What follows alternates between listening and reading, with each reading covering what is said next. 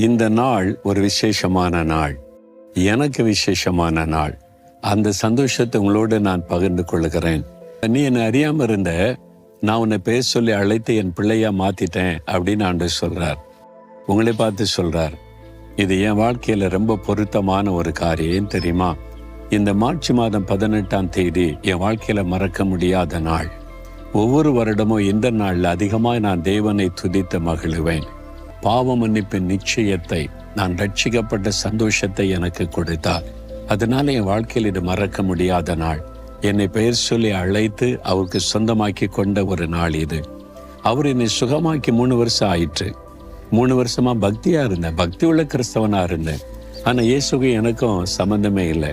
இன்னைக்கு நிறைய பேர் பக்தி உள்ள கிறிஸ்தவனா இருக்கிறீங்க, அது பிரயோஜனம் இல்லை.